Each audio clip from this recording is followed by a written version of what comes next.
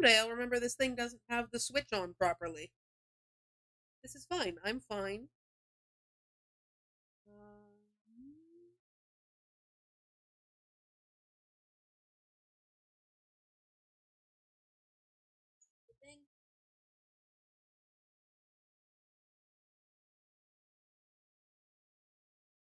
Recording is going.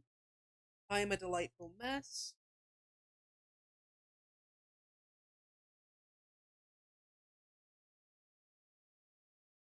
Hi. I wave as if you can see it, but at least I have my webcam uncovered today, so you can actually see me moving around. The other day I did an entire stream with it covered.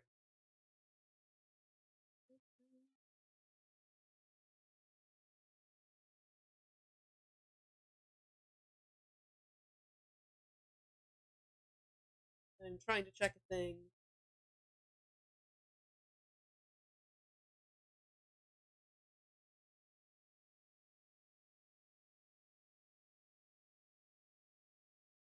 Okay, let me turn my music on.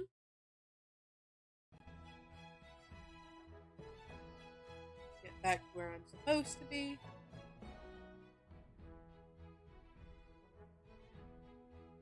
Alright, there we go. As you can probably tell from the view here, we're doing something a bit different today. And I got all of these so I could get my canvas set up properly. We didn't have to start with that.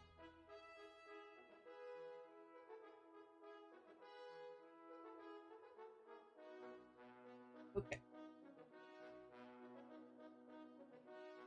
What we're going to be doing today is we're going to redraw this piece here, and we're going to see if OBS will let me, because I did open and close this. So hopefully it will be. Yeah, that's nice. Let's.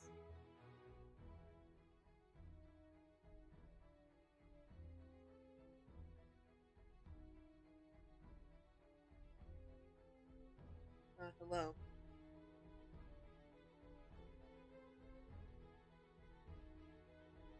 Why are you trying to tell me to draw?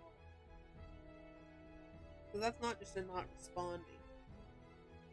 Okay, yeah, it's just not responding. Great. I don't know why it does this. We're gonna have to close Clip Studio and reopen it again.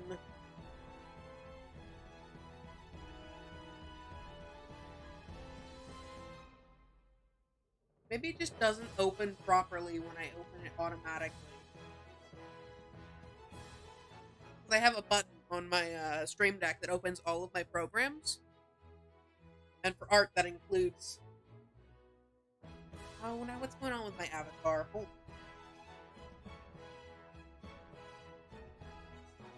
on. Oh, right. Well, I'm not going to fuss with...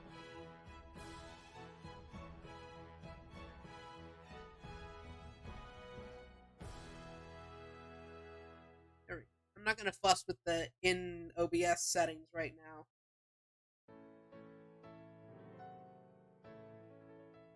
All right.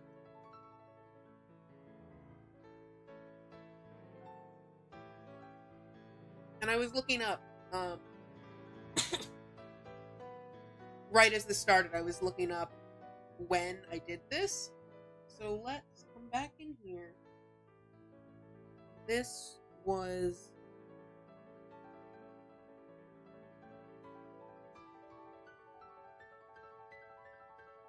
Nope, that's a terrible plan. Because those are not the same.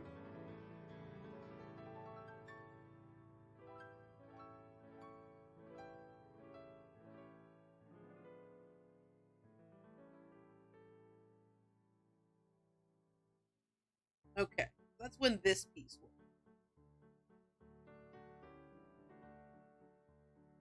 And I don't remember when this one was. I've got both of them in here. This was I think the first time I tried to draw this.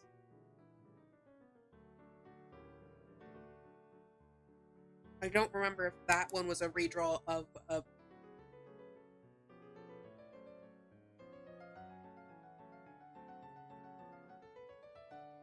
I feel like there was another version of this piece before this one here.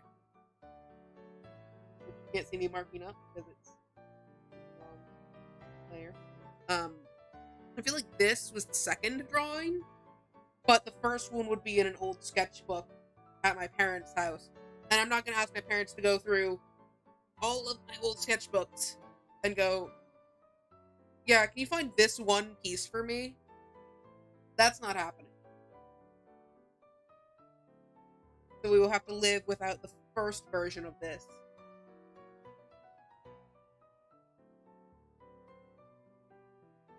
Oh, and if there's anything weird with my mic, please feel free to let me know.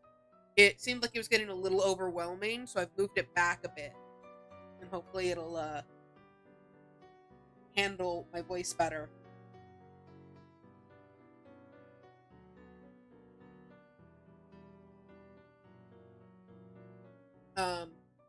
I've just got some other references up here. A couple of pictures of the character herself.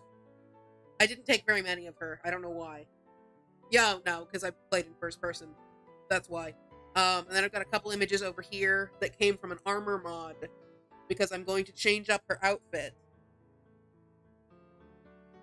And I decided I liked that armor set. We won't actually see most of it because it's a Head and Shoulders thing, but... Alright. Let's go ahead and start on this and see how it goes. As always, we've got the,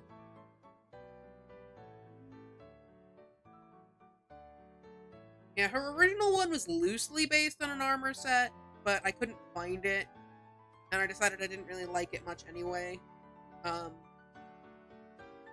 And then in the actual screenshots of her, she's got a different armor set, but I realized that with the reworking, she wouldn't actually have that armor at the point this piece is set, because she doesn't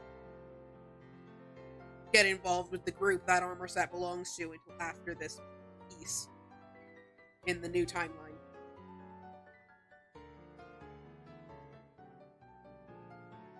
And if I haven't explained before, or for anyone who missed that, this is a character of mine from Skyrim. This is one of my versions of The Last Dragonborn.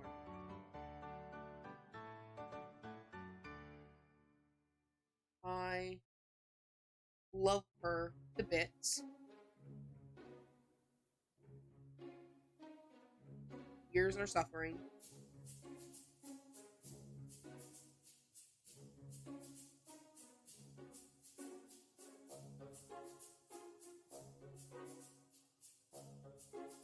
At this point, I'm trying to remember what else she would have done by this point. Like, where she is in the quest line at this point. Because this particular scene is related to a mod. Like a quest mod, a story mod. So it adds in stuff that wasn't actually originally in the game. Da-da-da. I'm trying to remember where this falls on the timeline I gave her.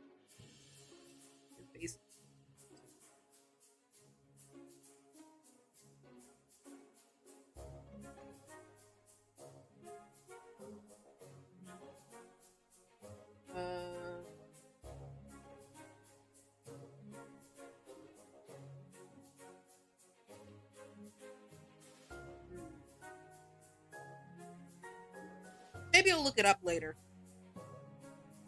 Oh, and today is going to be a short stream. We're going to go for 2 hours, because I also have a Minecraft stream tonight.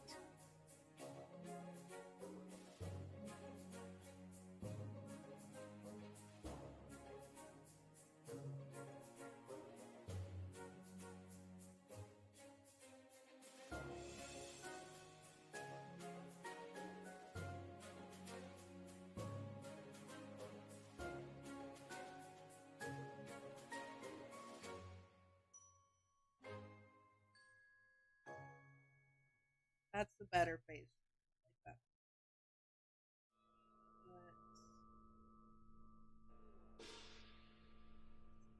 Let's we might have to scale back down later, but that's okay.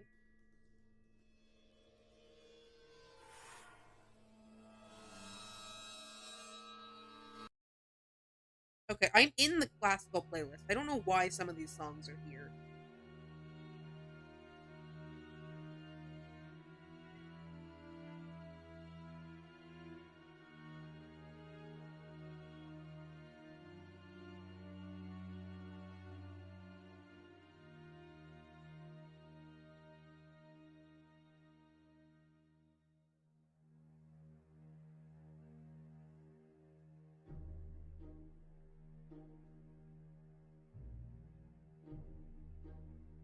I'm gonna figure out the face.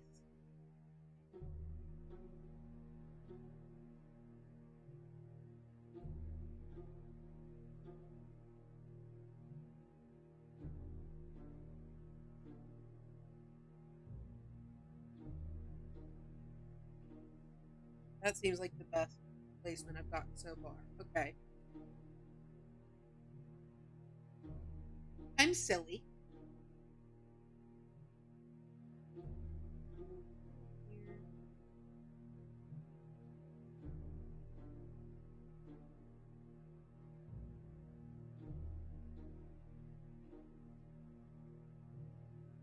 This is Mary. Her name is actually technically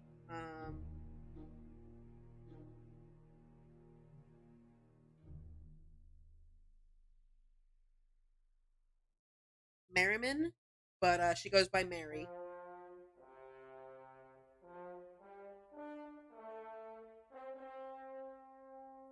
I didn't put her name on the page.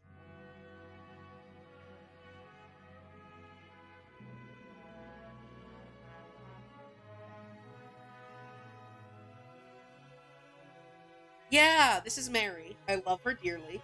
We are gonna have to scale back down.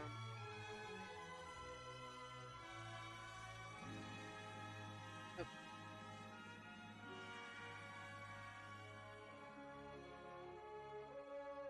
This is yeah, this is her. We've talked about her. Um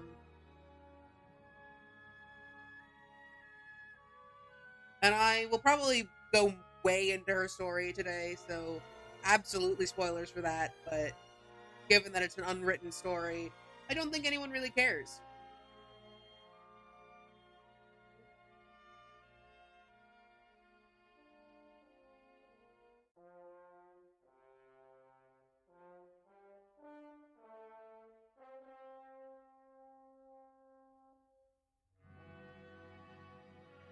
So yes, this is the Dragonborn who does not want to be the Dragonborn or a hero or anything, which I know is kind of an overused thing, but I think it's fun and it fits her as an individual.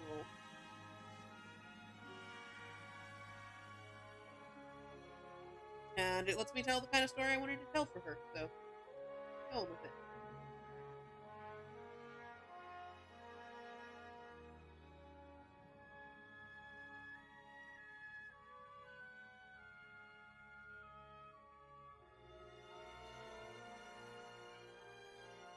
I think we need to do a little bit of scaling adjustment here. No, let's do this the other way. We will continue to scale down.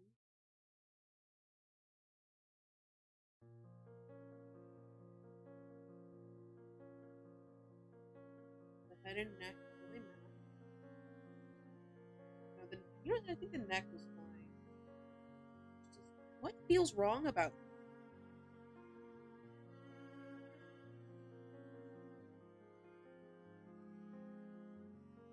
oh,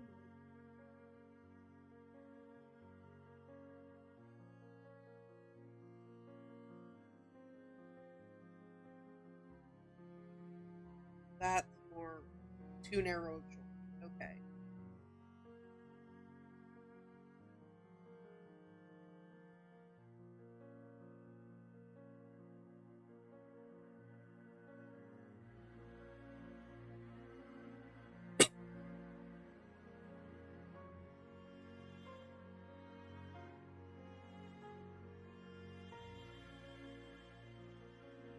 Yeah, okay, I already like this better. Anyway, yes. For her, I kind of skipped over uh, the whole start of the game, the whole intro plot, because it doesn't really make sense. She's not. You can't capture her. You can't execute her. Um,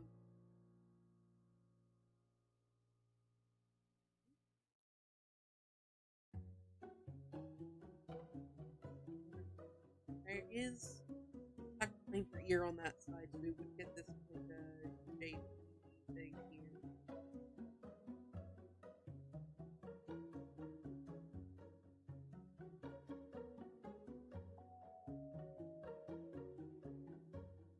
And this is not her usual style. I may have to draw her again, as she usually is. This is her at a very particular point in her story. And she is a fun one because her story is not the way it's written and planned out is not actually it's not narrated by her. It's not told from her perspective, which is very fun to try and balance.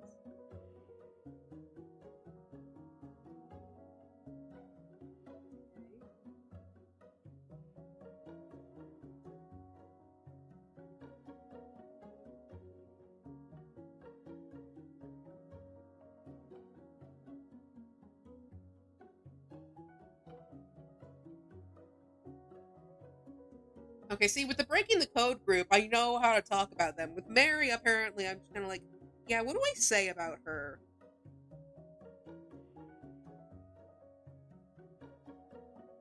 It's just, she's a complicated gal, and it's really hard for me to figure out how to discuss her. Um,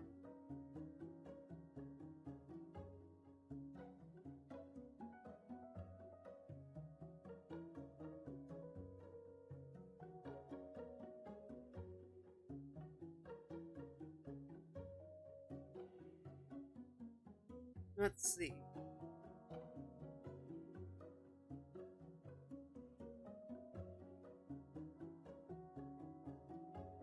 Um,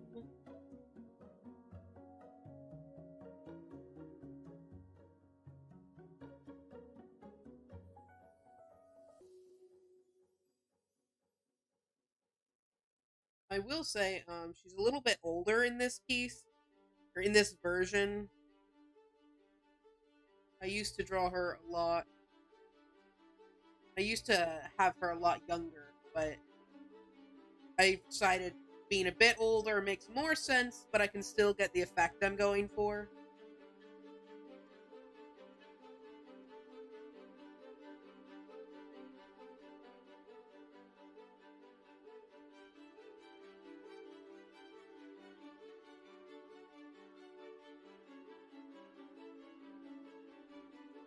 Yeah, that was a little bit ridiculous. Like they're very similar, and I don't know how.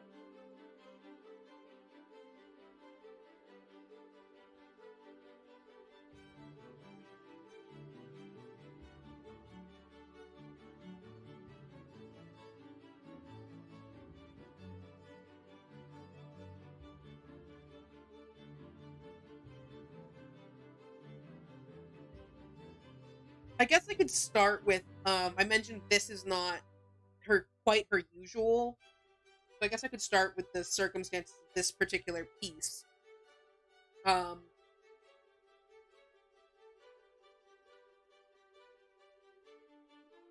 I know I normally say my streams are like PG.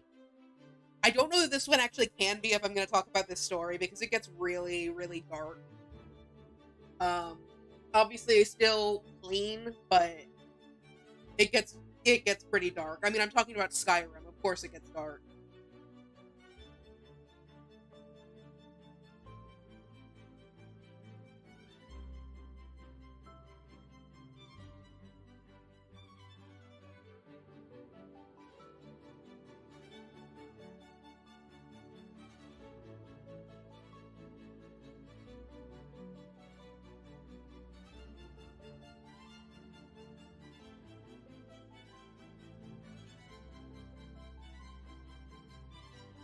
See, this was in my phase where I only knew how to draw this nose. And I gotta try and figure out her actual nose.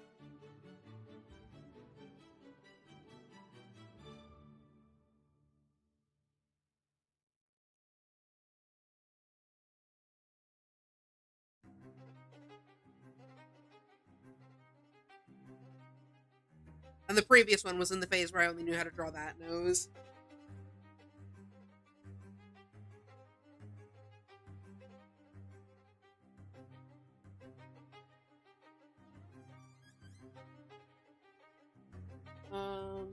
Let's grab a new layer.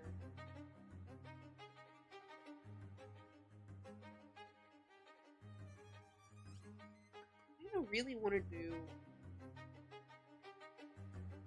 very straight, because she is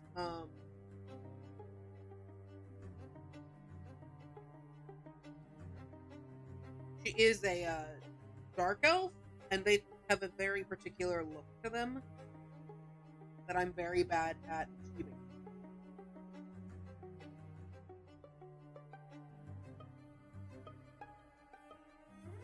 Although part of that is just, how the game goes.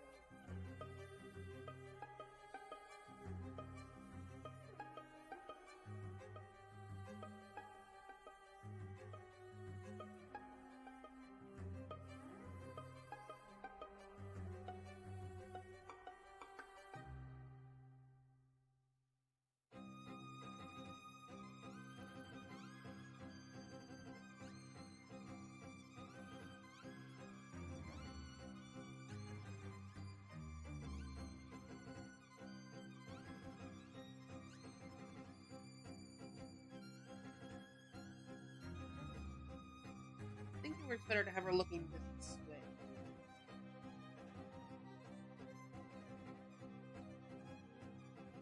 Yeah, so the story at this part. Okay. Does the music sound loud to y'all? Because it sounds loud to me. I'm gonna have to turn it down in my ear.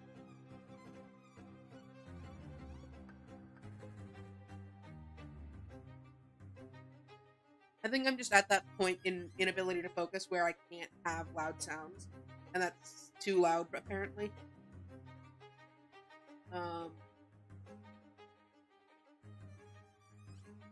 So this part of the story, as I mentioned, is based on a mod. If anyone is familiar with it, let me actually turn it down in Pretzel then. What up? There we go.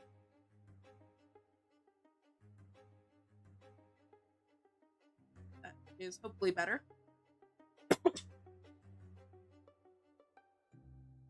Right. Okay. Based on a mod, like I said, if anyone is familiar with the Forgotten City mod, which was then also turned into a game, so I guess you could also be familiar with that, and you'd get the basic concept of it.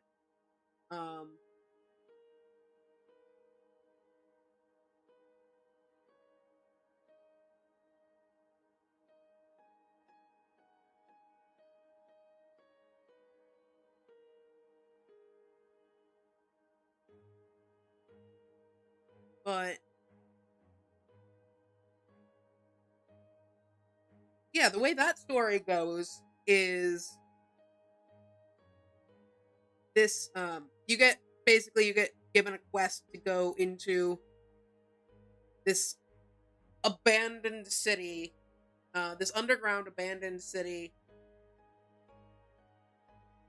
by a lady whose brother has gone missing, to go look for him. And when you do find him, but he's way older than he should be, which is kind of the first indication you get that this is a time travel thing. I should also mention that when you go in, that the city is full of corpses, so that's fun.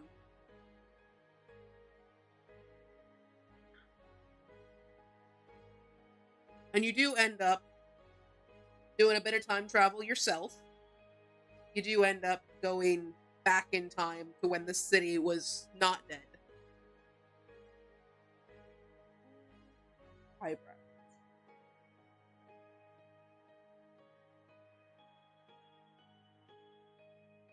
Yeah, and the problem is you kind of end up in the past, and then you can't get back to the future. You can't get back home. Um, and no one can physically leave the city either because you access it by dropping really far, and no one can get back up. So once you're in the city, you're stuck there.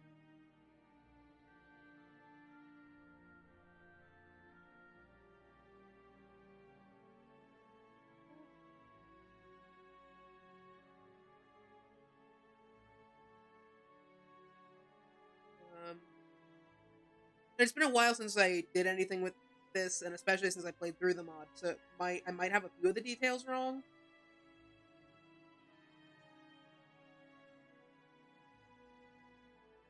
And the city lives by a rule that they didn't design and they don't enforce.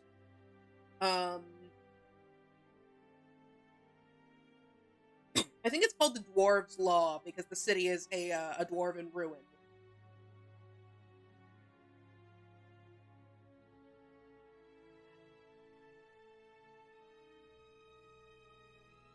But basically, it boils down to if anyone in the city breaks any laws, everyone's gonna die. Horrible.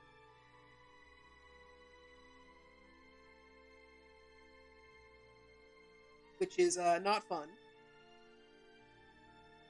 And the guy in charge of the city is like, okay, I can try and work on getting you back home, but only after you help me figure out what's going on in my city. So he basically makes you investigate what is happening. Something is going on, and I don't remember what it actually is. I think it's like a couple of different plots. Like schemes, not like story plots. And of course, to investigate, you always end up breaking the rules. Which is where the time loop aspect comes in, because every time the city dies, you end up being sent back to the start of it, having to do it all over again.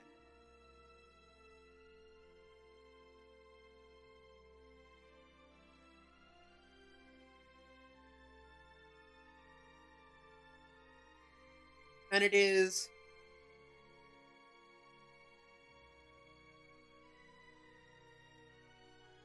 like the only way you can get the best possible ending is to deliberately break the law about 4 times, I think, in 4 different loops. It's not great.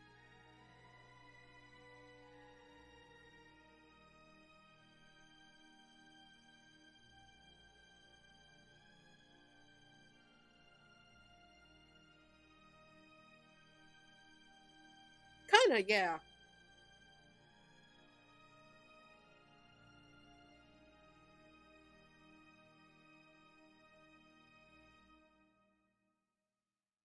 And you can solve the mystery, get a good ending. There have been a lot of complaints about how the particulars of the ending were handled, but I'm not going into that because that's not relevant to this. Um, but where that's the basic plot of the Forgotten City. Where this particular character comes into it, she normally travels. She normally travels with 2 other people. She travels with 2 of the different companion characters in the game. I know in the game you can only travel with 1, but it's a story, so she travels with both of them.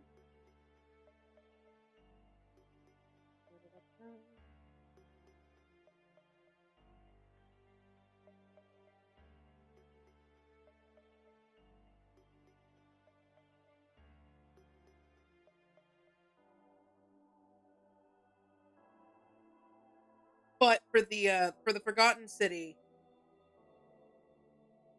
she just kind of gets a weird vibe about it even before going into the city.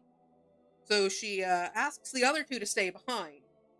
And of course, one of the people that stays behind is the actual point of view character, so we don't actually get to see anything that happens in the city.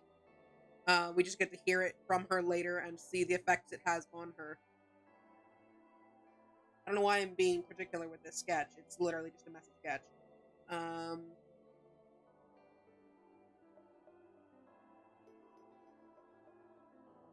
Love this little corner of the bar here.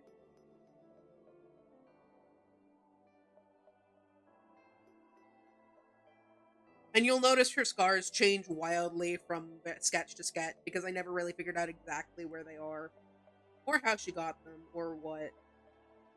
But we're going to go ahead and sketch a couple in.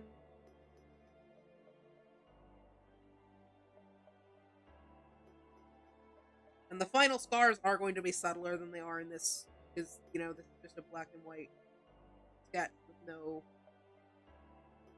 ability to really make things nuanced and subtle.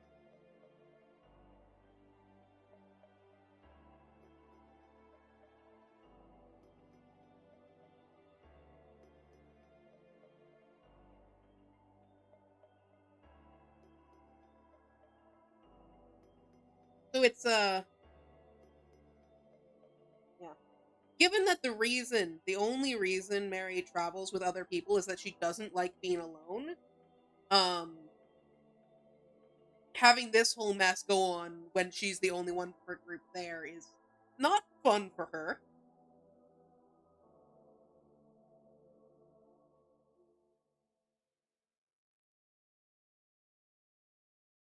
Okay. Don't mind me just trying to get a feel for this armor.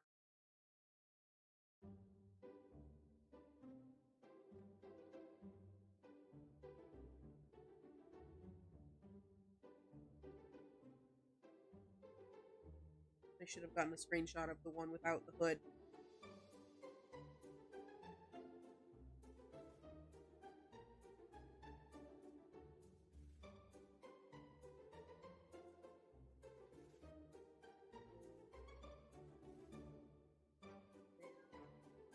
Memory.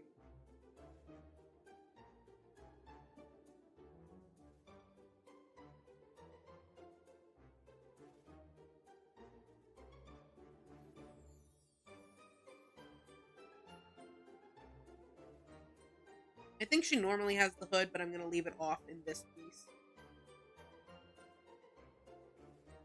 Oh, or she could just, there's also a version that just has the shoulder thing. You could just have that.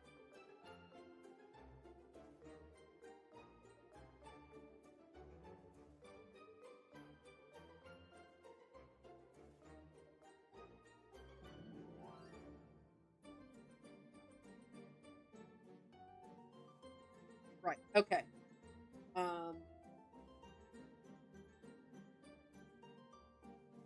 Now that I've puzzled that out, we can go back to discussing the actual character.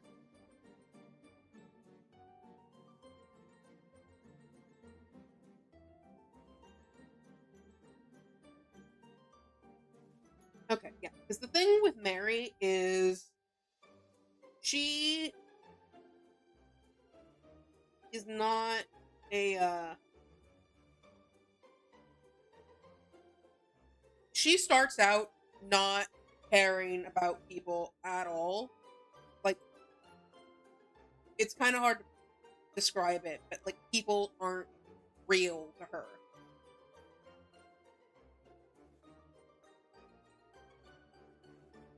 So that kind of gets shoved in her face through this particular part of her story.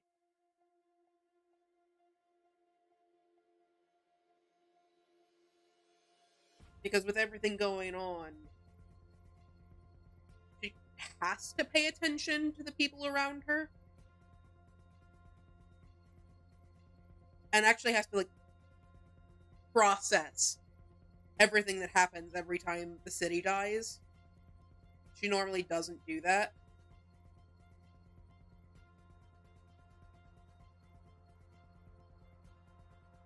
It's this entire thing is not a good time for Mary. That's basically Mary has a bad time.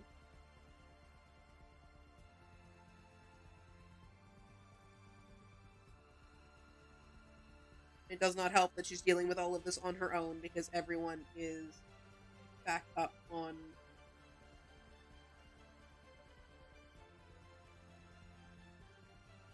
the surface, not even knowing anything's going wrong here.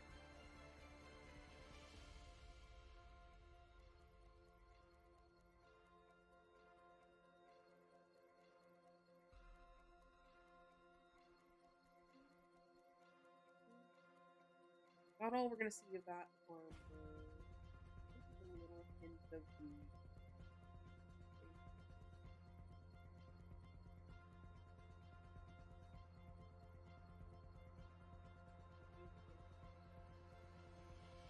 armband here, even if it's probably a little high up. I don't care. I've always drawn her with an armband, and I love it so much.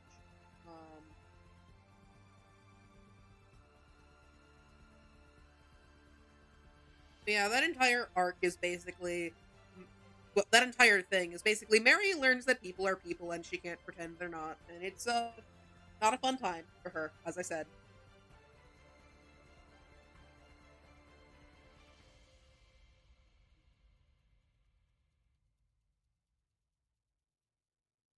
And I was saying this isn't her normal look.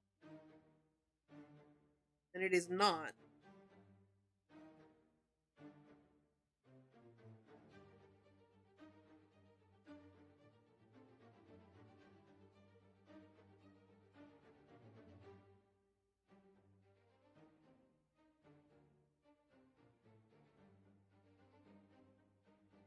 Um yeah. The big difference, well, okay, there's a couple big differences. The big difference between this and her normal look is the hair, because normally this is her hairstyle. So she's been down there long enough for her hair to be this long.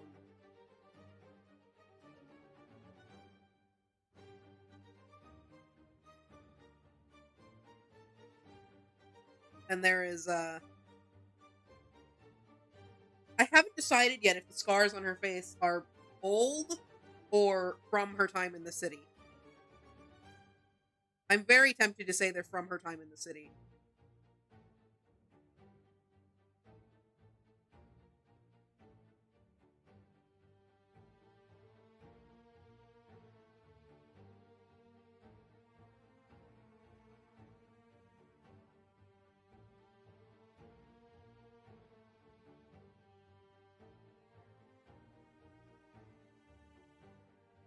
Yeah, it's yeah.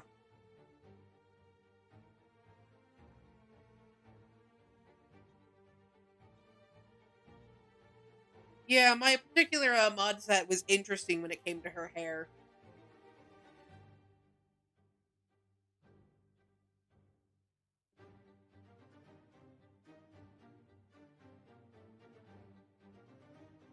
And like it's longer than it looks in the short version because of the braid, but still not this long.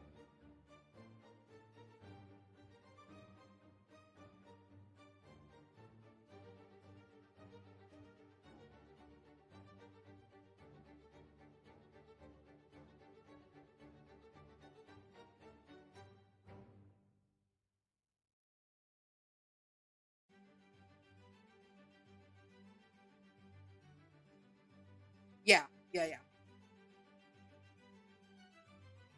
So since the point of view character for the entire story does not accompany her down into the city, we just get in between chapters from one chapter to another. We get Mary goes down into the city pretty much as she always is,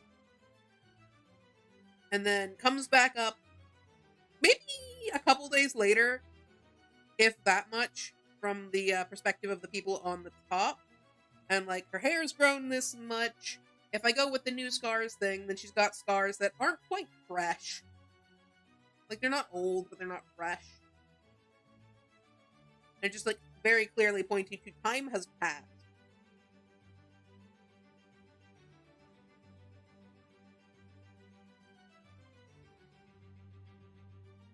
which is fun.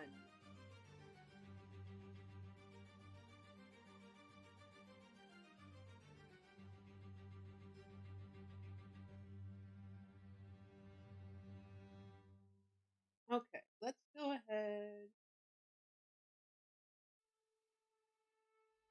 and try next level.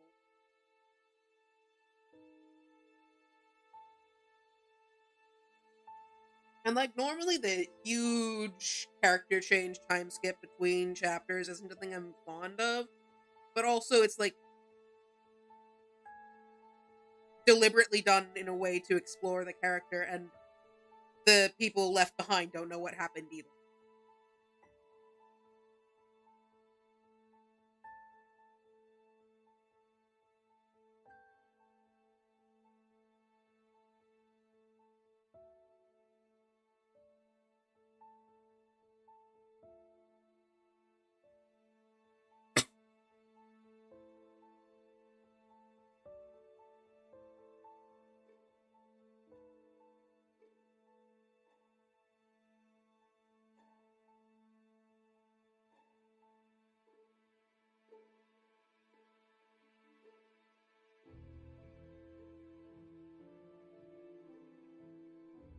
And this is not line art, I'm just being particular about it.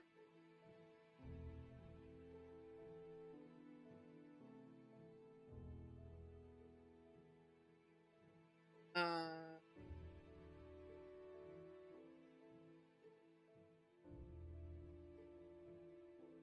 yeah, one thing about Mary that I have not pointed out so far in this discussion is that Mary is not mortal. I mean, I was going to say she's not human, but obviously she's not human, she's an elf. But she's not any kind of mortal either. Kind of. It's complicated.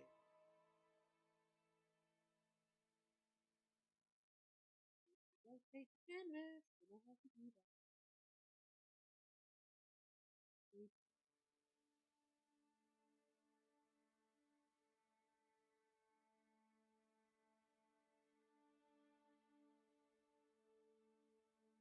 And I think by this point in the story, she has said that she's not from.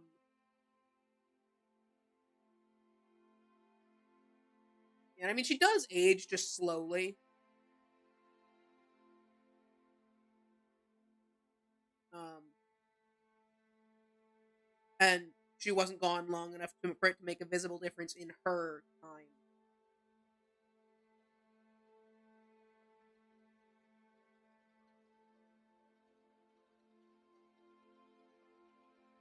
But yeah, she is not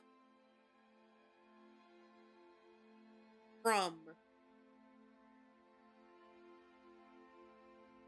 I keep defaulting to all of the Elder Scrolls terms, and then I'm just like, I'm gonna have to clarify that if anyone is not familiar with it. But yeah, she is not from Nirn. She is not from any kind of mortal plane.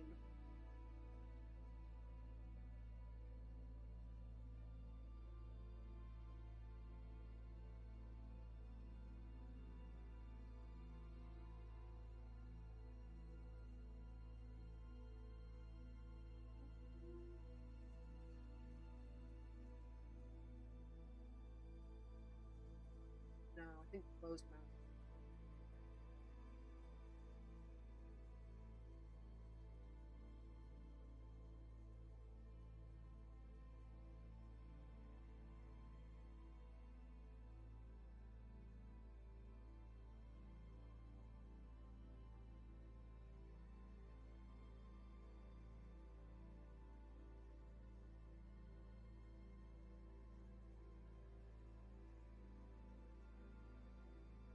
I think I made the nose too long.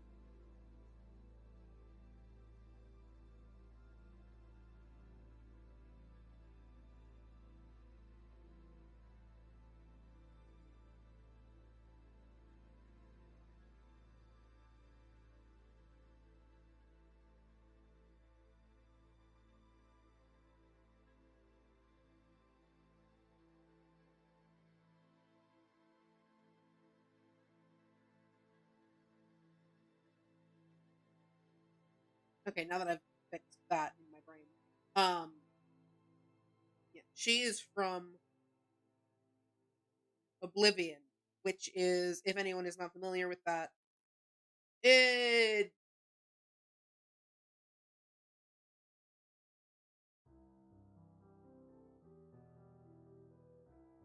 is. Why is that so hard to explain?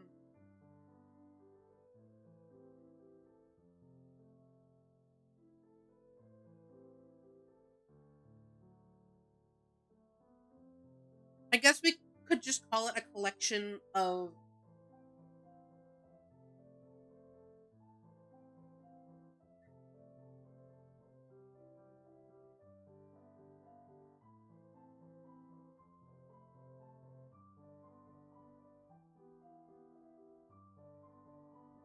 Oh,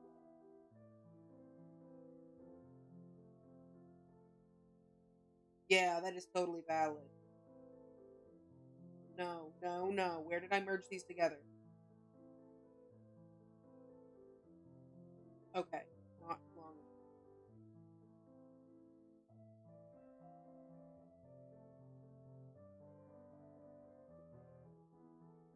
Um, we could call it an immortal realm. We could call it a collection of afterlives. It's complicated,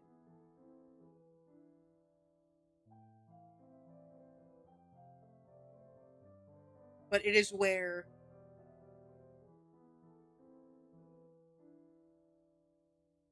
immortals are from, where they remain, and where mortal souls end up after death. So,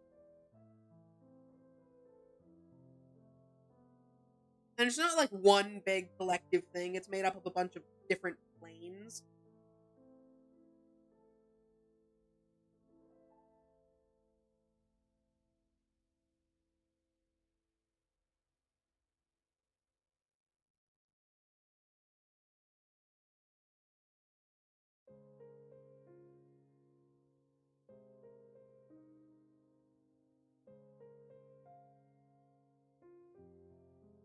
So Mary is, as I said, not from Nern. She is from born and raised on a plane of oblivion. She had never been to the mortal world before she got dragged here by the prophecy of the last dragonborn. Alternatively, her mother might have just dropped her off because I don't know. It She ended up here because of the prophecy. I just don't know the specifics of how she ended up there. Only that she does not want to be. She wants to go home, which is why she is the hero who doesn't want to be the hero. She just wants to go home. I got ears appointed.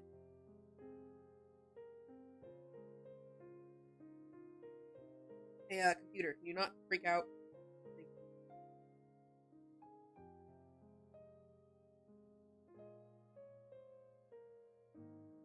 She is bound to the mortal world through her normal means of being able to move between it and oblivion. So the first entire arc of the story is her just going, nope, let me research ways to get home.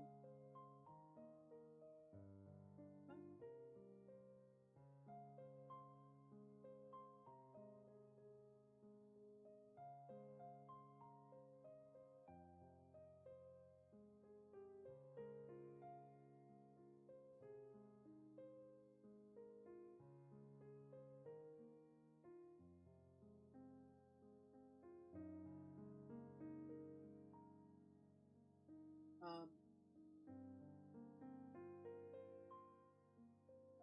and the whole not immortal grew up in oblivion is why she doesn't kind of does not think people is people because she's never really been around mortals.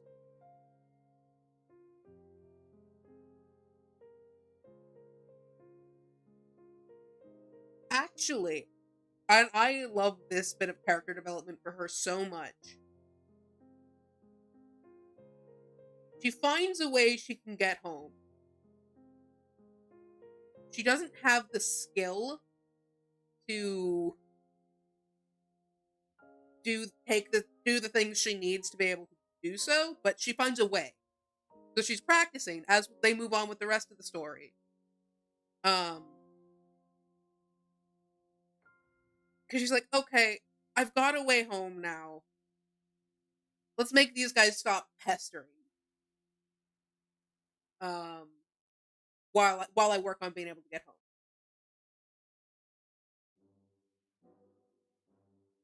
And it is, she'll never admit it, but part of the reason she starts helping out, or the entire reason she starts helping out at all, is because she's kind of starting to get attached to her traveling companions. Because she's now been around them for quite a while and gotten used to them, and she likes them. She's not entirely sure what that means because she's never really had friends before, so she doesn't know what that means. But she does. She is starting to like them, and she can justify it to herself as, let's make these guys stop bothering me while I work on the skills I need to get home.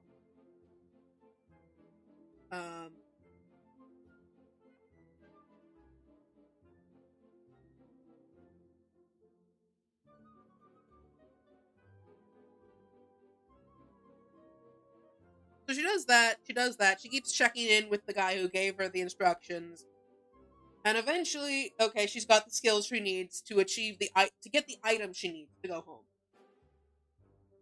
Does everything she needs, gets that item, and then can't make herself go home because she's gotten too attached to her traveling companions.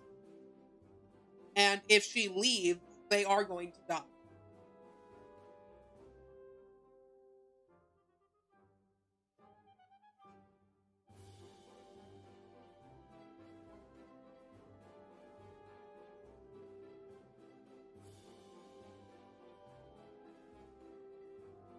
And not in a way that, like, okay, normally she wouldn't think that mortals dying is a big deal because it's in universe canonically the planes of oblivion are afterlives. You will find people there, and she lives in oblivion, so why would she care?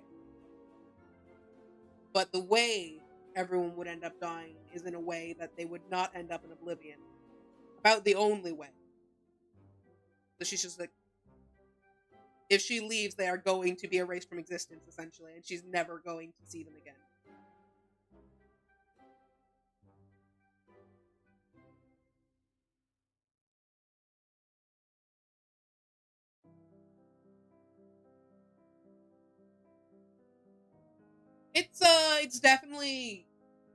It's definitely a time for her when she figures that out.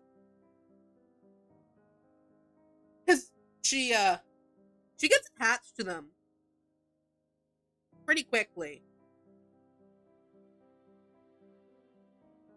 And at first it's the kind of, that's mine attachment. Like a very possessive sort of thing. And then she starts figuring out that she doesn't like it when they're unhappy. So she can't just do whatever because she's got to make sure they're happy.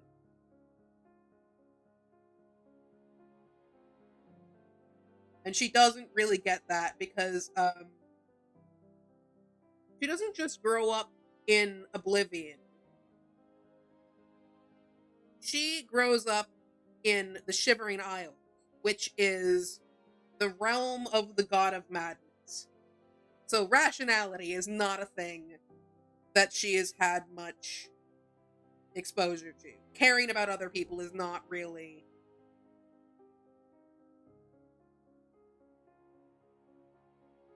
a priority in her upbringing.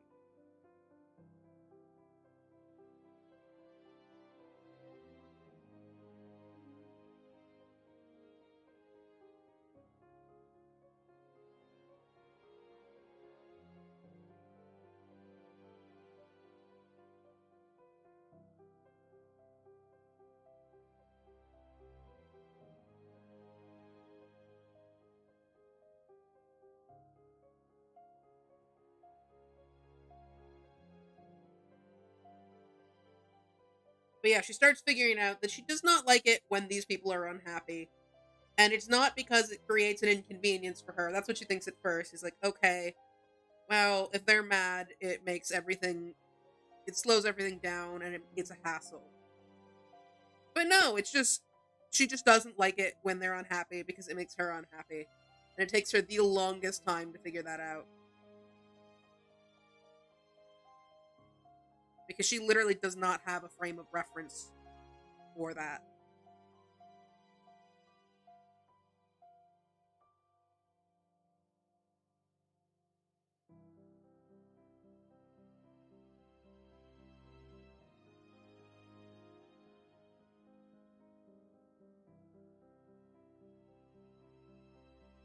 And actually, I take back an earlier comment. There's no way her mother would have dropped her off. Um, if anything, her mother probably would have been trying to drag her back and not be able to.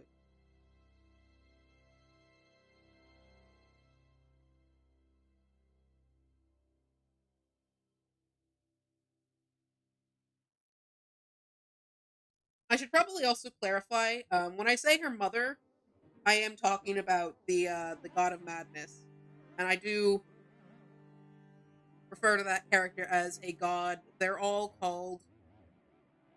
referred to as princes, the Daedric princes in the universe, no matter what. Yeah, just collectively, they're the Daedric princes. They're all, yeah. I can't say words today.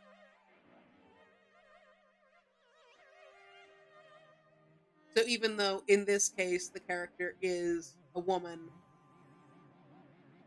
I still just I still say God. Point. Anyway, moving on. It just phrasing.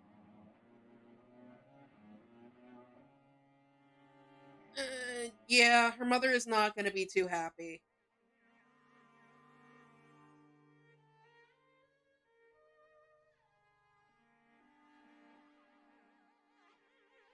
I have, yeah.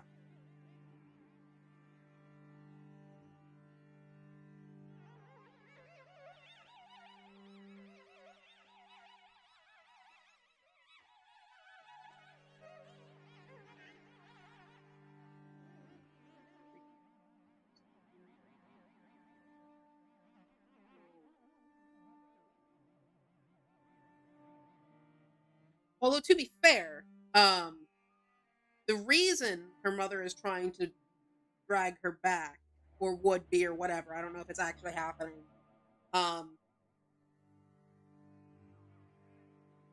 is because her mother is actually um, formerly mortal. Her mother is the hero of the previous game in the series, Oblivion. It's that the game is just Oblivion. Um,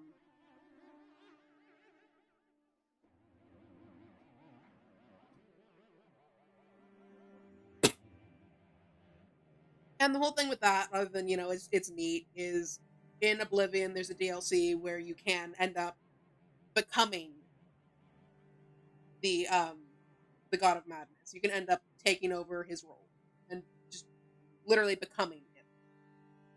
Really weird concept. Um, if I remember right, it's based in the when two things become so similar, like reality can't distinguish them anymore. They might as well have always been the same. That kind of sort of process. Um, so if anyone knows how much quests to save the world can destroy you, it is her mother. Because her quest did not end well.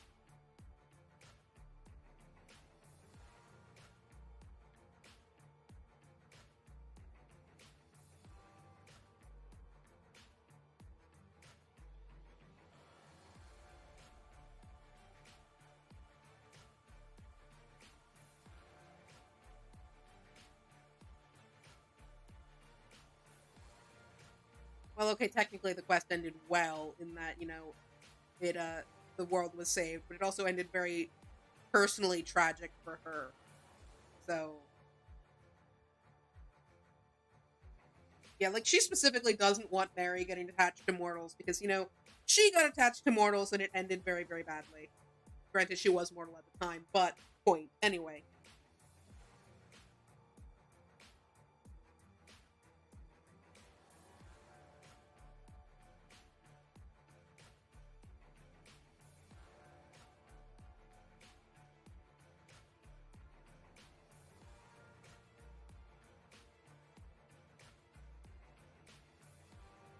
I'm not entirely sure I know exactly what that means, so I'm not going to say yes or no.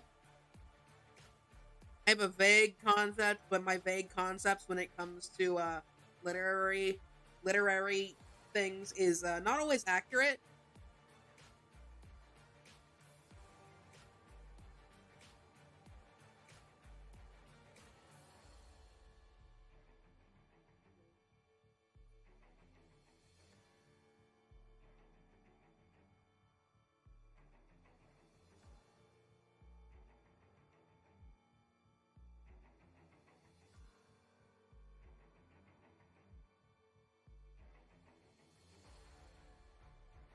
That is so valid.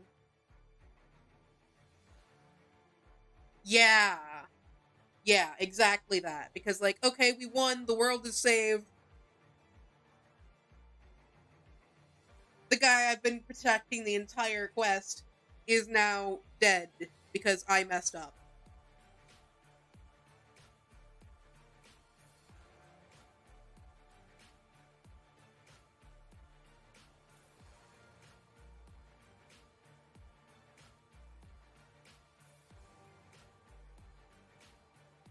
And gosh, it's even worse because he would have been. Okay, I'm gonna stop saying Mary's mother at this point because I'm now getting too far into her story and it's throwing me off. So, Mary's mother is Tamrella. If I say Tam, I'm talking about her. Um, yeah, thinking about it, it gets even worse because the guy Tamrella protects through her quest is technically could be considered her cousin, maybe.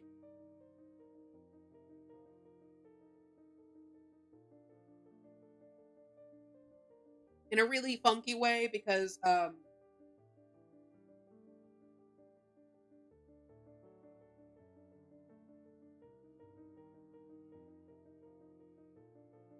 Tamrella's family is essentially not quite adopted family, but that sort of closeness, like considered family, even though you're not with the guy's dad. But the guy did not actually grow up with or knowing about his dad, so I'm not sure how, that gets really complicated. But technically, could be considered a cousin, and they got very close over their quest.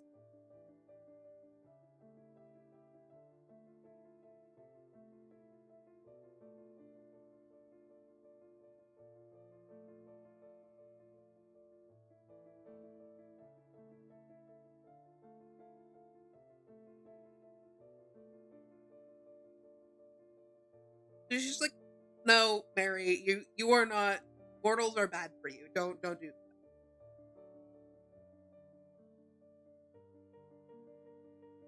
She really does not want to see Mary getting attached to mortals.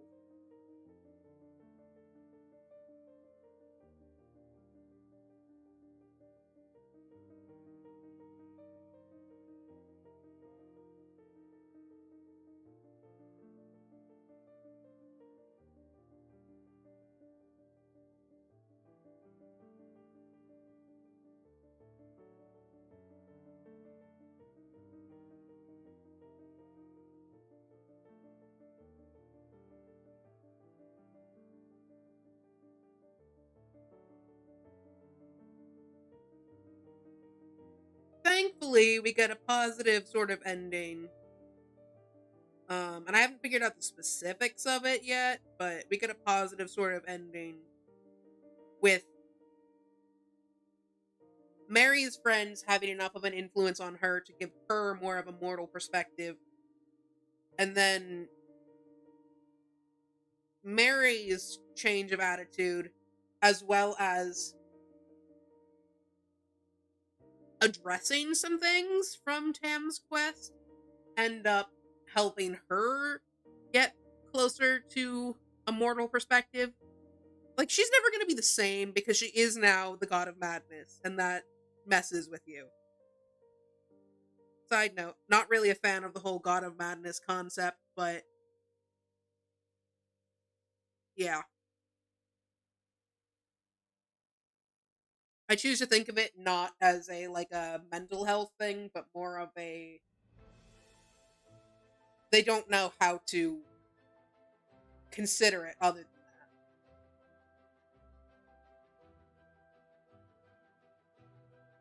That's kind of my issue with all of the like madness language in a lot of media, because it can be really nasty reflecting on actual mental health issues. But yeah.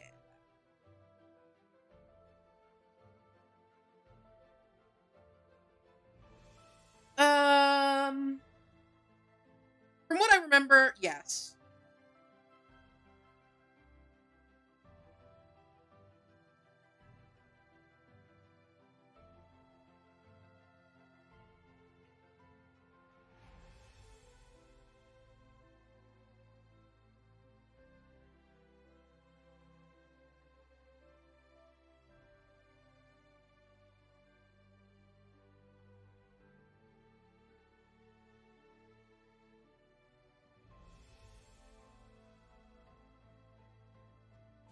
Yeah, Tam is never going to be the same as she was, but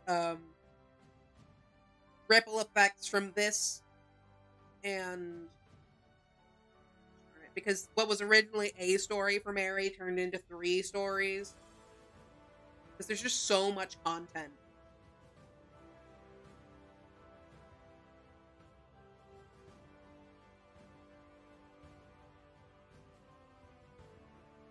It might actually turn into 4 depending on if I split the last one into 2, because the last one covers both of the major story DLCs for Skyrim, but there's not really a smooth way to integrate them, so I may end up separating them into 2, so then we'll have 4. But thankfully, none of the sequels are as long as this one. Actually, I think all of the sequels together wouldn't be as long as the first one.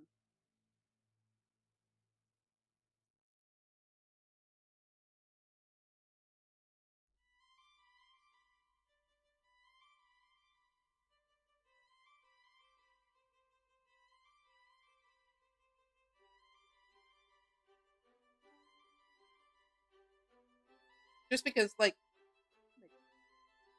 Skyrim is a massive game, and I'm not doing all of this stuff. Obviously, there's no point to that. It's part of the fun of adapting a video game like that is taking the quest lines and piecing them together into a coherent story that isn't just a copy of the original. Um,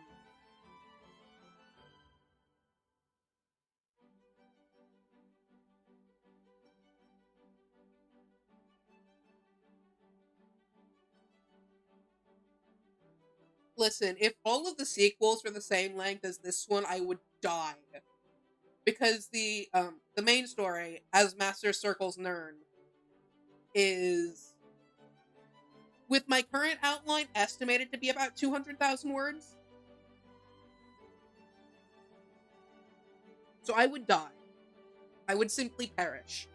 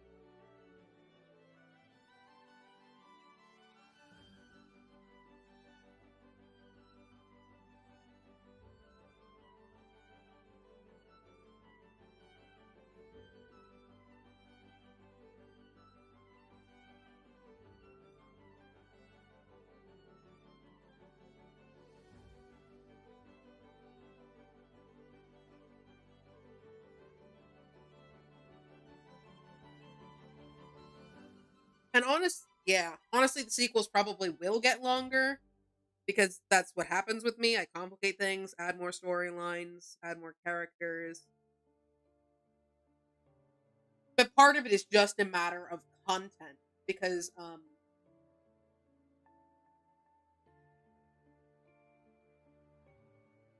the first one here covers, I want to say, like 4 major quest lines. Let me think. You've got the main quest, the College of Winterhold, Thieves Guild. Okay, I think it's just 3 major quest lines, but there's a lot of stuff in there. Um, Whereas the sequels cover, well, let me think.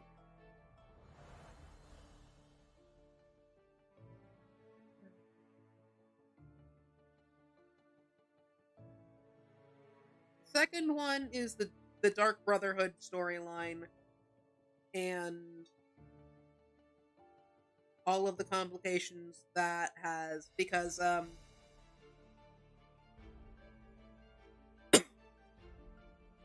one of the things that happens in the Dark Brotherhood quest line, aside from a whole lot of murder, is you gain the ability to summon a ghost eventually, a very particular ghost. And it's a notable character from the previous game who happens to be Mary's dad, who she never met, which is all kinds of fun.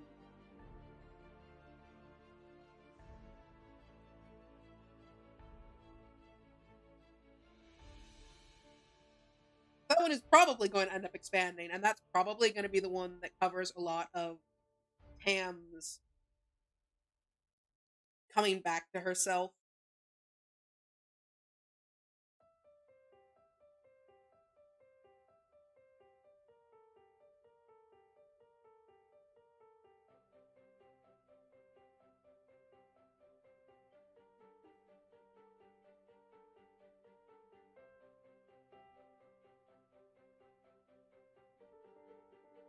And then what is currently the third story and might end up being split into 3 and 4 because there's no easy way to integrate the plots together. Cover, as I said, the 2 main story DLCs. Um,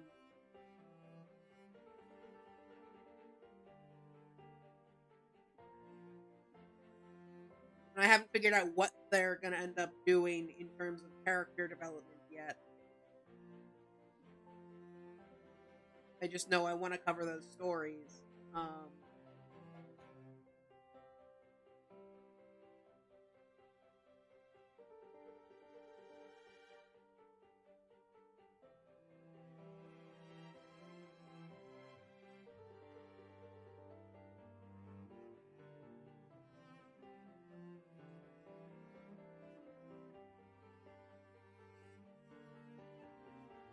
Okay, that's a little bit of a lie. I know what I want to do vaguely with the Dragonborn DLC.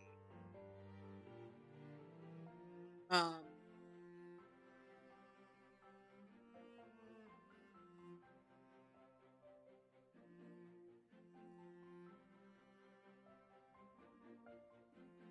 because there's a character in that. Okay, there's the primary antagonist of that DLC. If you want to be picky, um, that I could very easily see Mary just immediately latching onto and going, "Yep, mine now."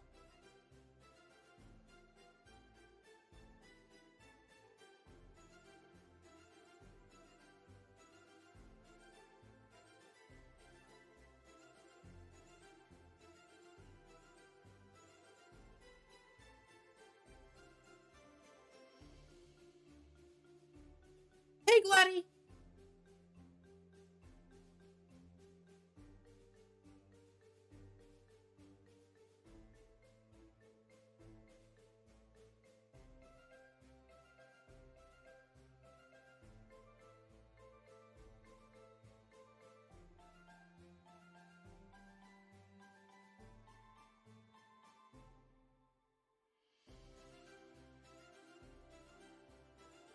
Yeah, typos are the worst.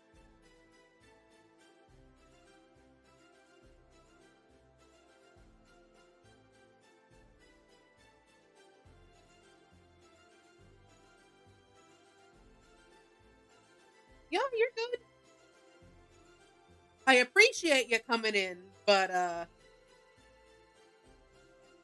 never really expected. I just appreciate it.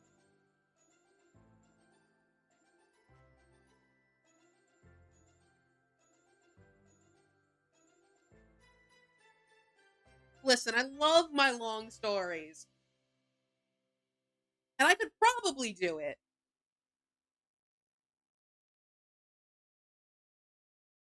But oh gosh, it would be hard.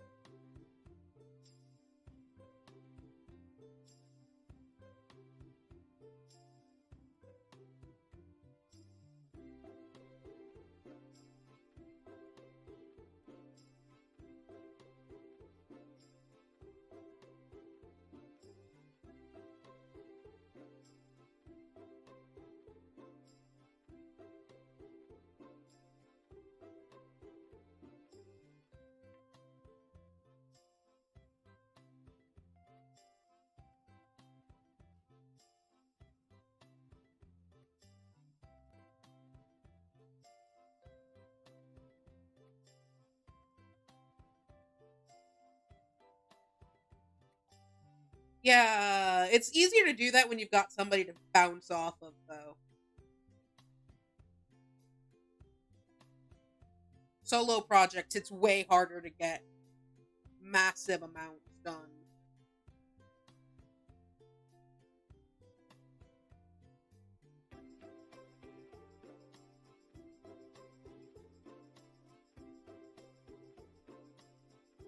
I think my most productive was I wrote 10,000 words in 12 hours. And that I only managed because it was a very high energy live write with a very, very enthusiastic audience.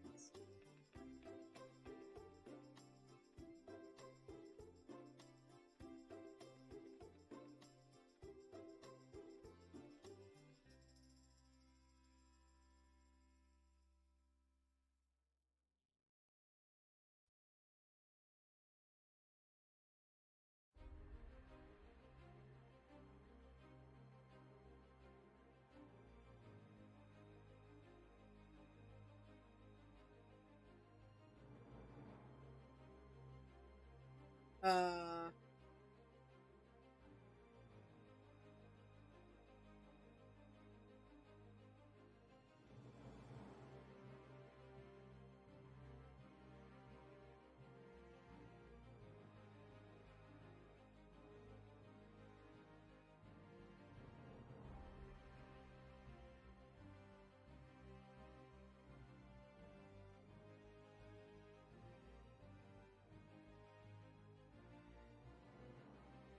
yeah, that sounds ouchy. I love Nano, but I haven't been able to properly do one in a while because I'm so busy.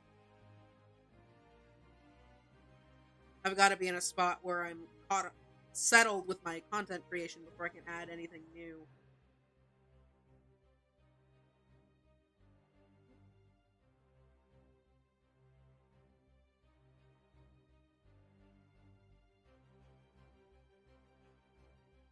And that's going to take a while because I've got tons of backlog footage.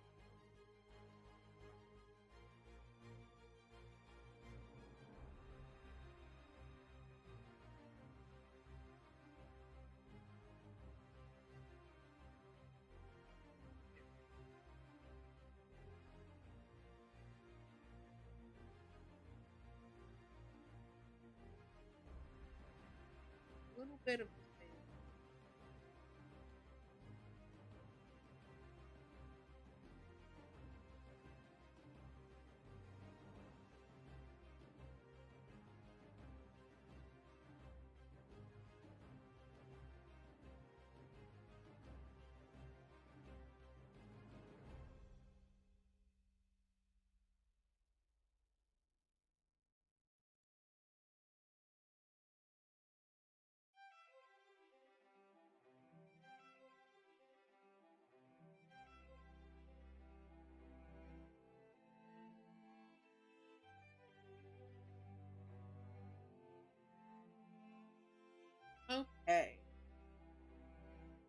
missing? That looks like the full sketch.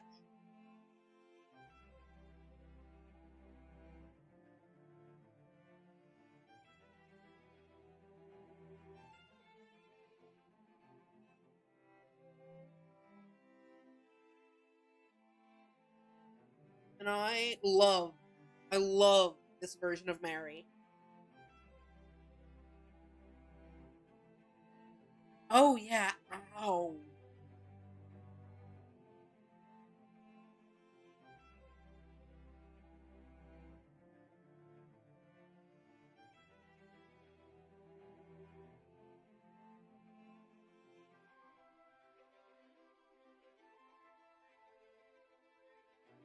And we are not going to be finishing this piece today.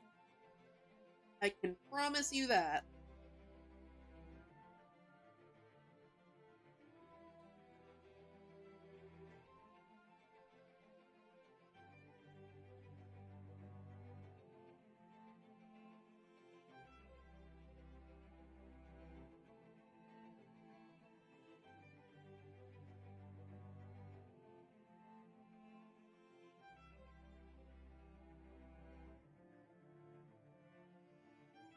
You know what? Let's see how well you can do.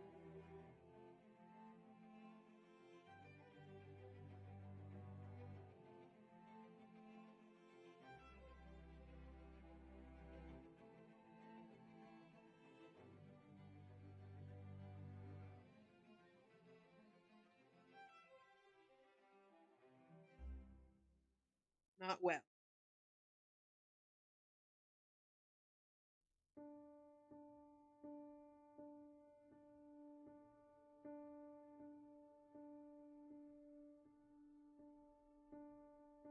Yeah, that's going to be harder to work with. Worth. Oh, we're doing it the old-fashioned way.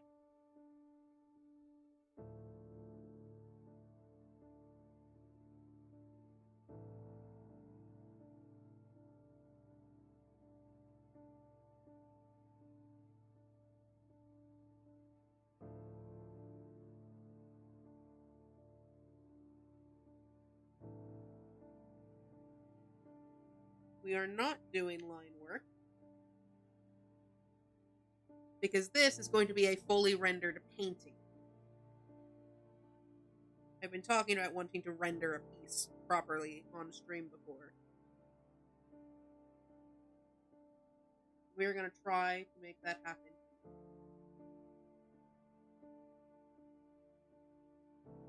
I may have to come in and add some line work,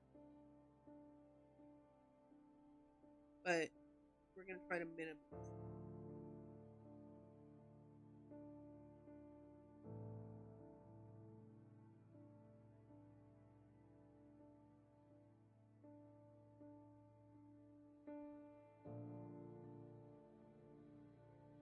I always have to do an autosave when I'm trying to adjust something. Program.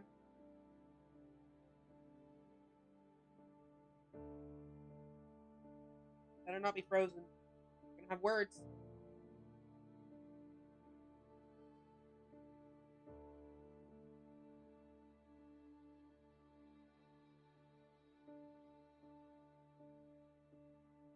It may have frozen.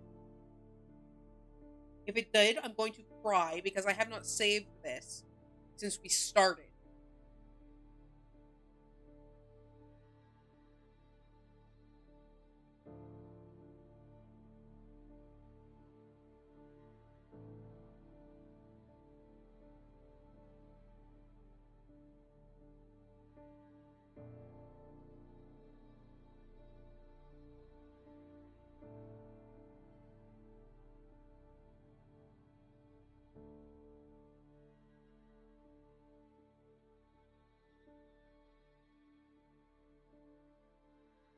I'm dumb. Never mind. It opened a window, like a tool setting, you know, the one I told it to open. But it opened it on the other screen because it always opens it on the other screen. And I couldn't see it because it was the part of the screen covered by my tablet.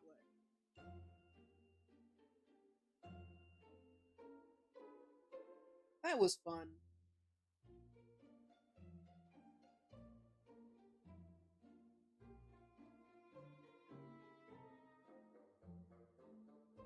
Anyway.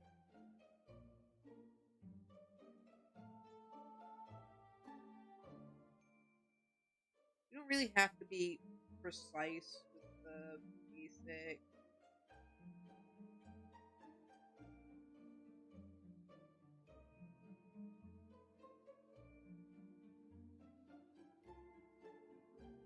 Because we will go back in.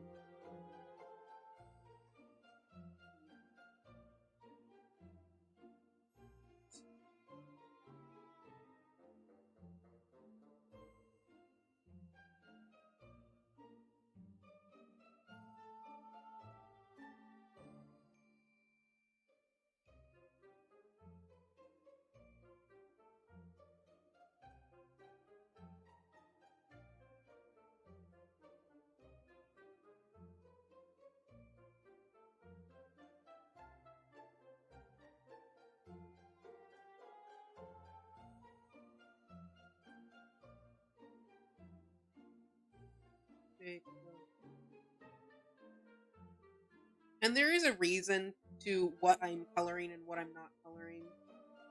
I didn't color all of her skin on this same layer. You will see why in a moment.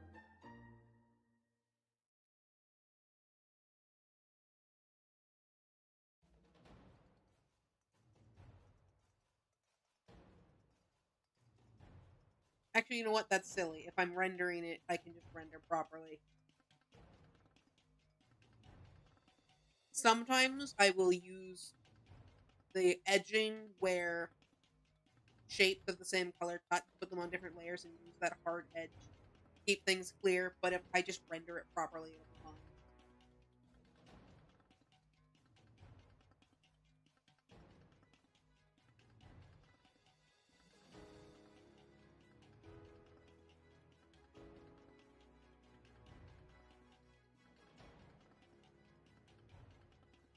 No, that I should do on a different layer.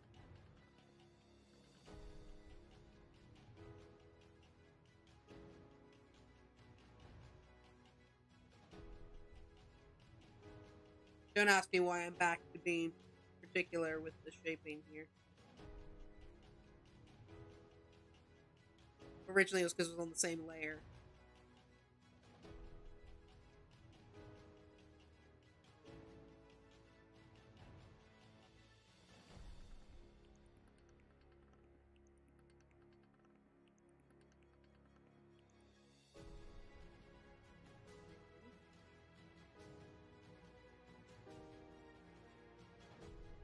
This part always takes so long.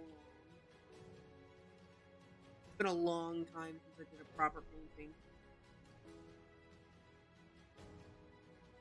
Well, okay, that's not true. It's been a long time since I've finished a proper painting.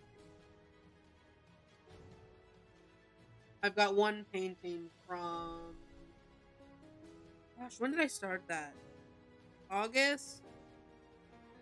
November? I don't know. Somewhere in there. That I haven't finished yet. I need to go finish it. But it takes like 3 minutes to open the file. And like as long again to save it.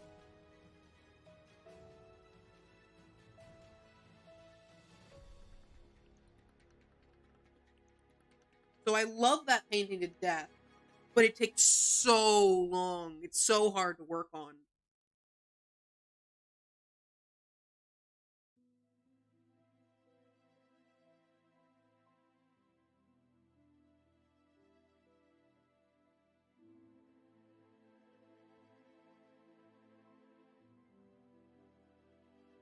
Oh, right. I got sidetracked. I was talking about how I had an idea for what I wanted to do with the Dragonborn DLC, but not with the Dawn Guard DLC, like character wise.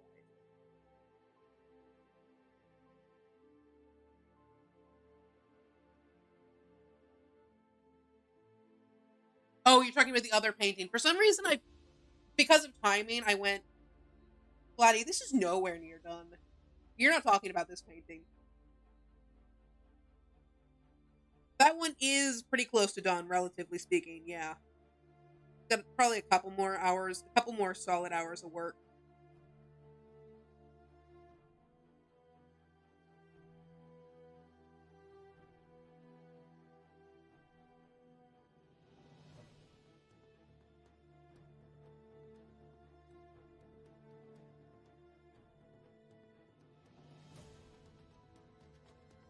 Yeah.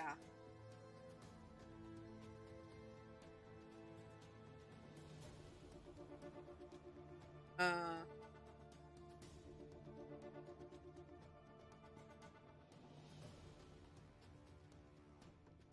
Glad you remind me, are you familiar with Elder Scrolls?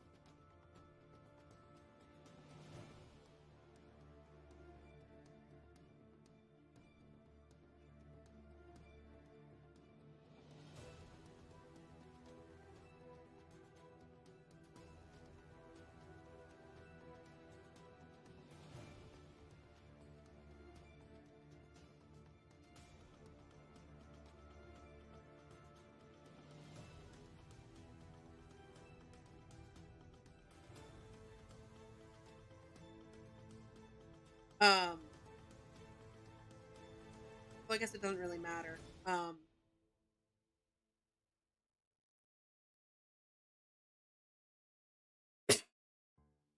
Yeah, that's totally valid. And like I just said, it just occurred to me. It doesn't really matter.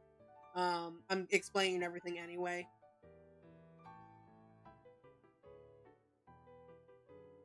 Um, but as I was saying just before you showed up, Laddie. So right, yes, I have an idea for what I want to do character wise with the Dragonborn DLC.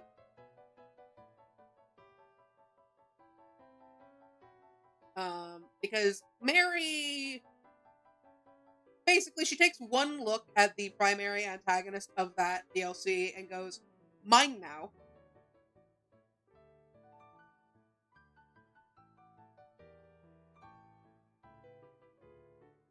Yeah, Skyrim is one of those where you can do so much.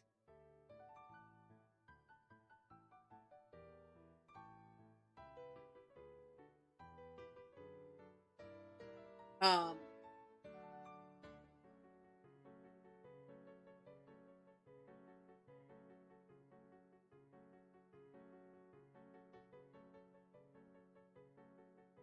because yeah, for those not familiar with the Dragonborn DLC, and again, it's been a while since I played through this, so I may not have the details quite right. I'm going from memory. The primary antagonist of that DLC is a former dragon priest. So back when there were dragons all over the place, the first time before they started coming back in Skyrim, dragon priests were mortals that served dragons, um, who were terrible, by the way. There's a reason they were killed. Uh, so this guy is a former dragon priest that has been living in a realm of oblivion for I don't know the exact time, but thousands and thousands of years. Um,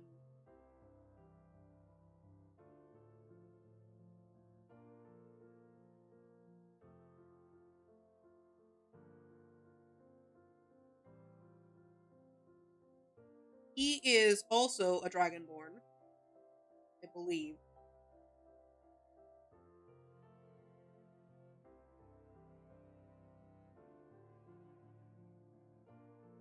And I feel like someone somewhere made a comment about the first dragonborn versus the last dragonborn, so that might be a thing.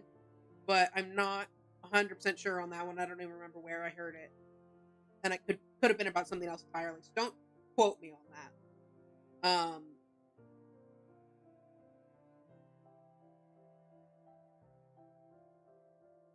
So basically, he figures out there's another dragonborn running around and goes, "Yeah, no, not gonna be two of us," and tries to have you killed.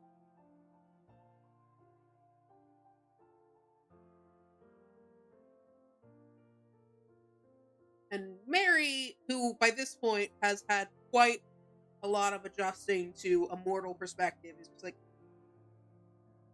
my guy, you need to get out more, and just adopts it, basically.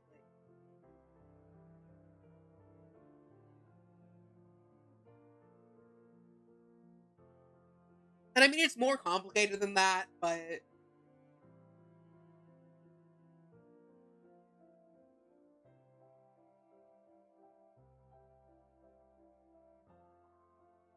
that's the core idea, phrased in a funny way.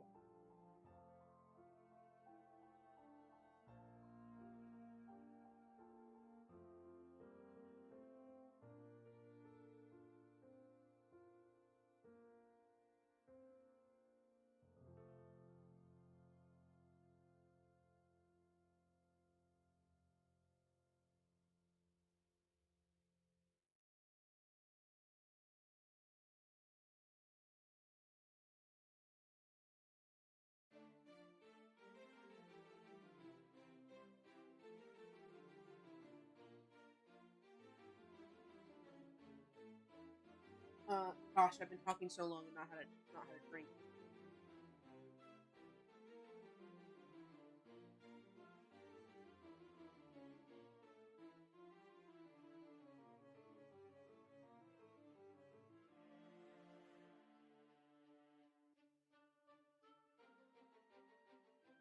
Um, yeah, in a more dramatic way, it's more of a, well, okay, my friend rescued me, and that guy reminds me a lot of what I used to be. So I'm gonna rescue him.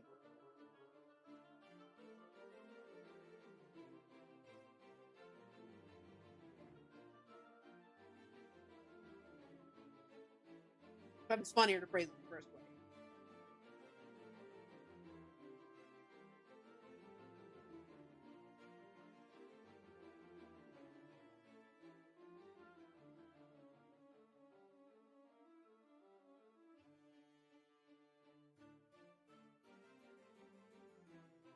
Yeah. I mean, I flipped and rotated it.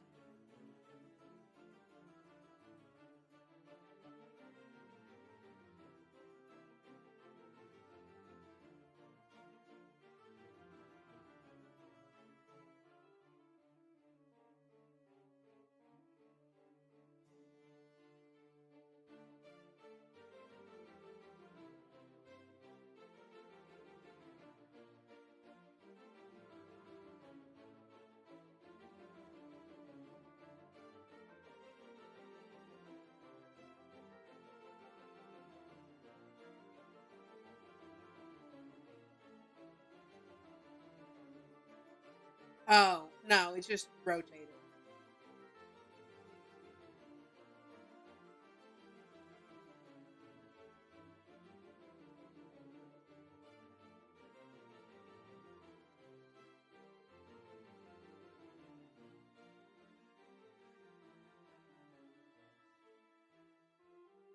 Uh,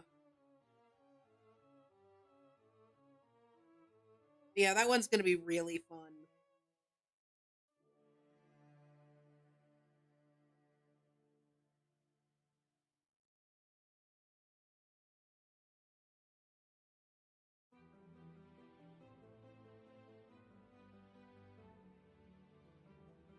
I'm also really, really, really looking forward to the direct sequel. I'm probably gonna mispronounce this because I think it's based on or just taken from Latin. Um, the actual title, not the title itself, but like one of the words in it. Why are my words today?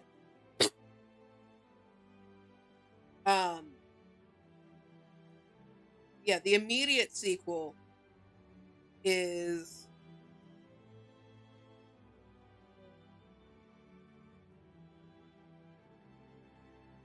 Brain Wake Up. Secunda's Light. The I will say the titles of this series are all kind of themed, and I love them.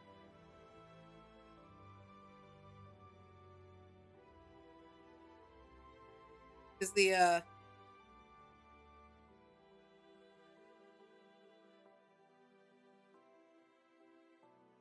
So the planet the Elder Scrolls games are based on, or set on, is Nirn. The yeah, Nirn has two moons, Maser and Secunda, and I'm sure I'm not pronouncing that right. I don't care. So my titles for this series are As Master Circles Nirn. That's the first one. I usually just call it Master, for short, because that's a really long title. Although it's shorter from the original title. The second one is Secunda's Light. And the third one is currently Under Starless Skies. But if I end up splitting that one in two, it'll probably get retitled.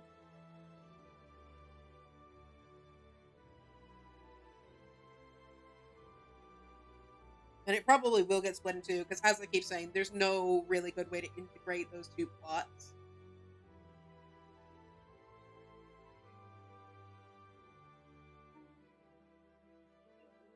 Go back and clean up the shapes of the skin.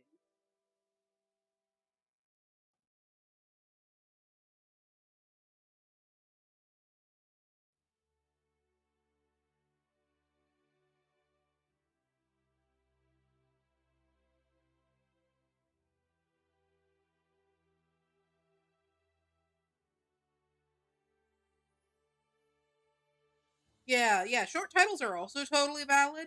Like the single word titles. And I do have plenty of those.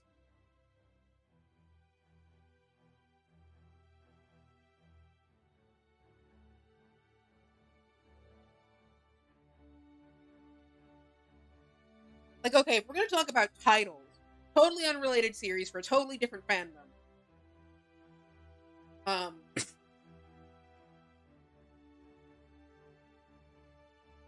I have a series that's still in like really early composty planny stages. Um, but the series itself is just called Iterative. Um, and I don't know if that is pronounced clearly. I struggle saying that, and my mic makes it worse sometimes. Um, and then within that series, each individual book is one word, and they're all titled after runes. Um, I can't remember which alphabet. They're all titled after Norse runes.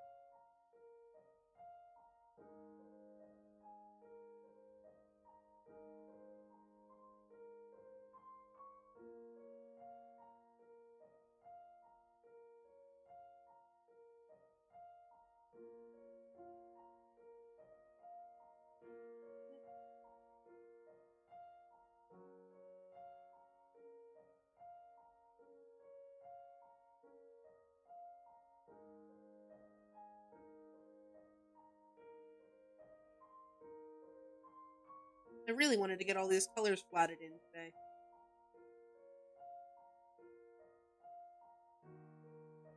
That is not gonna happen.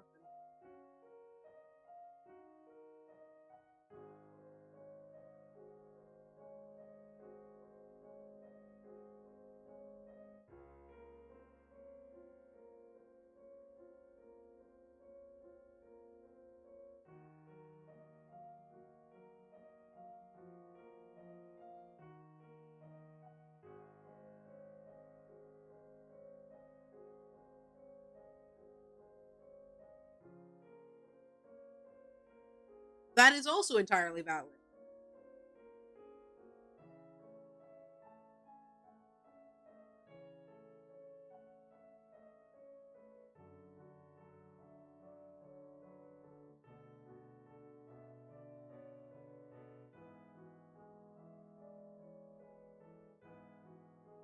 Oh, and for anyone curious, the original title of Master was "As Master Circles Nern, So I Step into Your Orbit." Like a literal full sentence.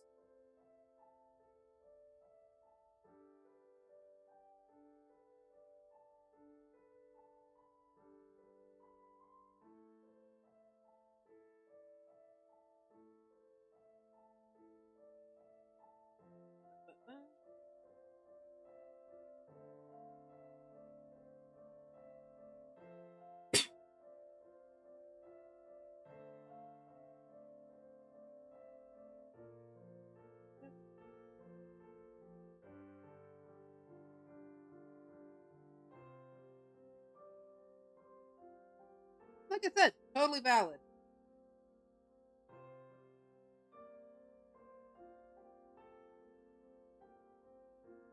The all title difference.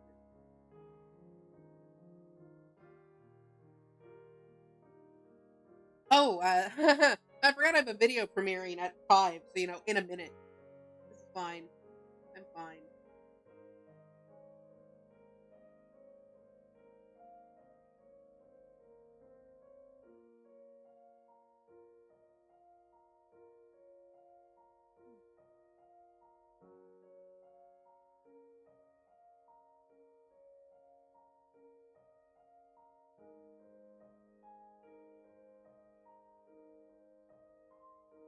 You just want to get the shapes of the skin cleaned up.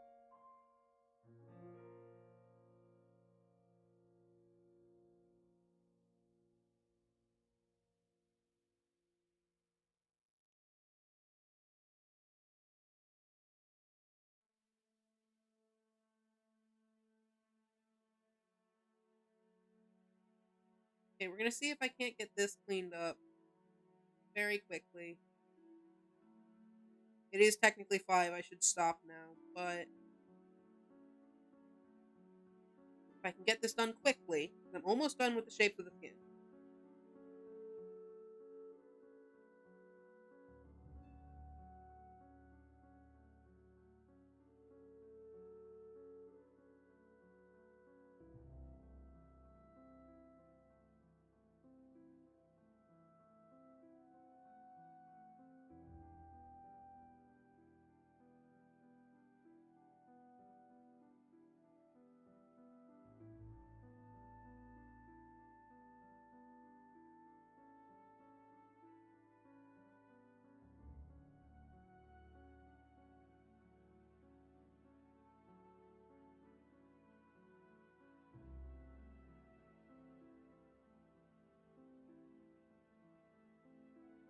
Okay, that is the shapes of the skin. So that is going to be it for today. I have to run because I can't be continuing this while my other video is starting up. Otherwise, there's no point in it being a premiere. I gotta run. That's gonna be it for this. I'll be back in an hour with more Season's Turn. And I'll see you all next time. Bye bye.